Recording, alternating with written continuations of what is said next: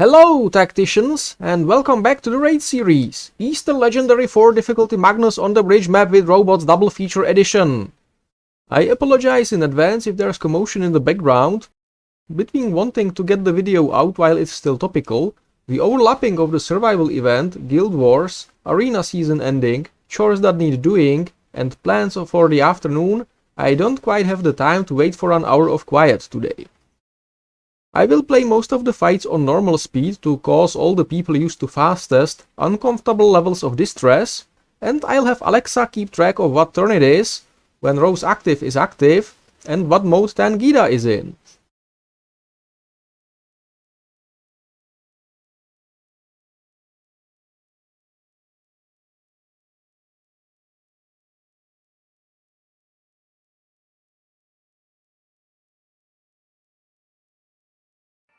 I think I found a decent turn 1 to clear the rubrics and prevent fires from blocking your path to Magnus.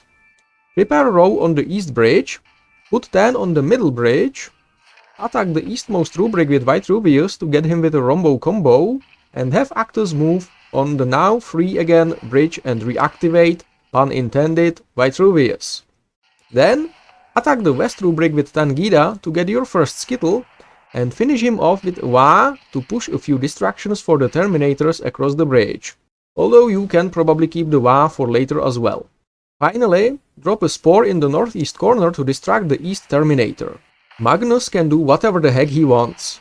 In my more polished run he went south, but I'll show one where he hit in the northwest corner too, along with some mistakes to avoid. On turn 2 put Row next to Magnus, then hit Magnus with White Rubius, and produce 2 Skittles with Actus and 10. I was a little too optimistic about Galgorch's damage output against the Terminator. I should have just have him attack Magnus too for the extra row hits. Magnus decided to mirror image White Rubius, but didn't teleport him too far off. No Ring of Fire either? Awesome! I think this is my best opportunity to hit Magnus with everything I've got, so I switch 10 into attack mode and move him next to the 2 Skittles, and Actus next to 10 to trigger a second set of Skittle attacks with his heal on 10, while positioning everyone to attack Magnus. Then I use Rose Active and start the beatdown. I just found out that you can tell Rose Active is going on by the delayed hits with the orange hit effect on the target. At the end of my turn I put a Spore north of the west Terminator, so that the Terminator attacking it will block off the only position Magnus can potentially move to in order to keep him on the ground zero. Magnus can't move, and luckily doesn't teleport Row away, but instead casts his Ring of Fire. Perfect! Row is taking damage from Magnus's gaze and needs topping off to survive the next one, which White Rubius got covered. I adjust my positioning slightly to group everyone around Actus, but I misread the map because of the hex effects completely blocking vision of the middle bridge, and I forgot how it is oriented, so I thought Galgords can reach the hex Row was on to also be triggered by Actus's active, which I start the attack with.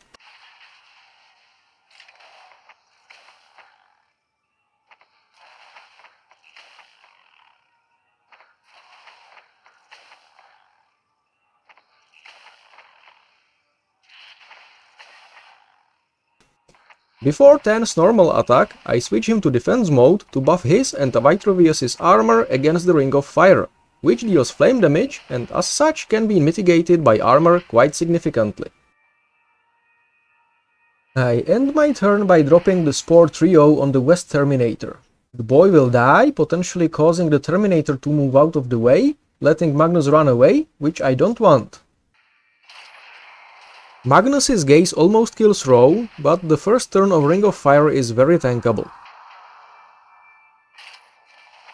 Seeing that Row already attacked Magnus, and as such the gaze will kill him this round, I just try to squeeze as much out of him as possible. Although, in retrospect, I should have switched 10 to attack mode before triggering him with Actus.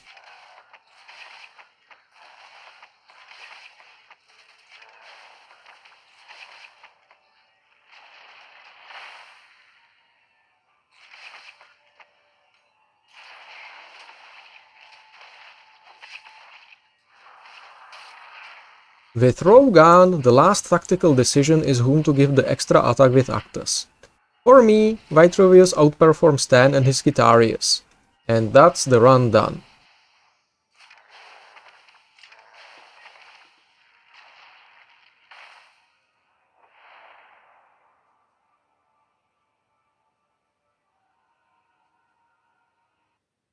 Okay, now let's see what happens when Magnus cooperates less and when you make more impactful mistakes.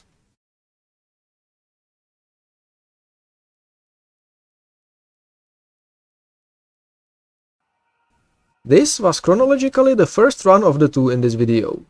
The real difference on turn 1 is that the boys spawned in different hexes and both reached all the way across the bridge. I want Waaagh on turn 1 in my next ticket and will update the video's description with what I find.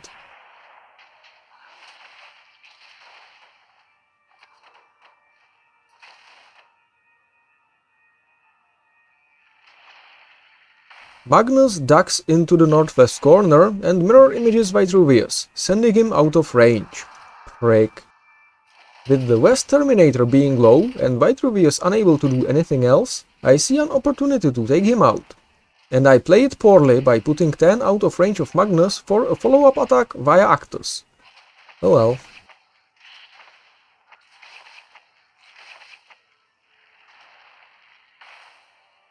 Magnus runs from his corner, sets his gaze on Rho and drops the Ring of Fire.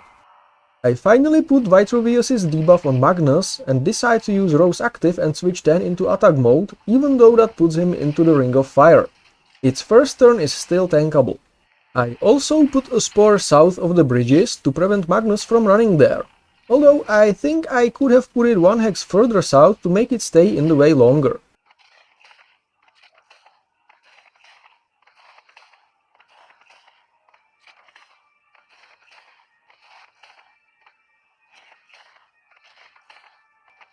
Magnus deals severe damage to Rho with his attack and gaze, and the ring shrinks. And that's where I screwed up. I overestimated just how much Actus on his own will heal Rho. I should have brought Rho to Vitruvius instead, and then maybe I could have used Actus to get some more Rombo combos in. And I also should have replaced the spore in the south to prevent Magnus from running away, rather than drop the 3 spores and hope they land on the 2 hexes not in the Ring of Fire.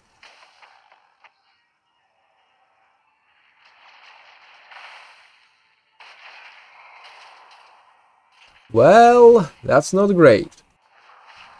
And the rest of the fight is just me trying to catch the ever-running Magnus to deal as much damage as still possible.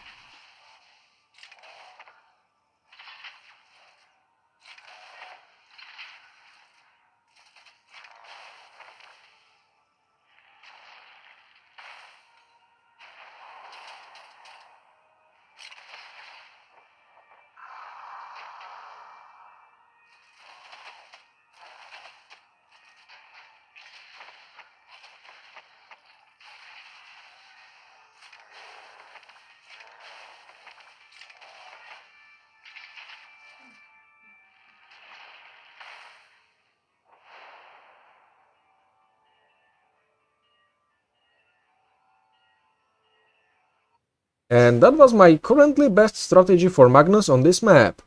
My Ragnar bumrush doesn't work here, not reliably, not at all. One potential improvement would be a bigger show cell, because his drones are awesome with 10 and Vitruvius, but mine is still only at gold 3. But I'm working on him now. Alternatively, maybe going full tanky melee with something like Ragnar, Karn, Helbrecht, Dante and maybe Aethana would be a thing, but that's way too many legendary badges away still. At any rate, I hope you enjoyed the video more than Pope Francis did, and wish you a happy Easter, Tactician!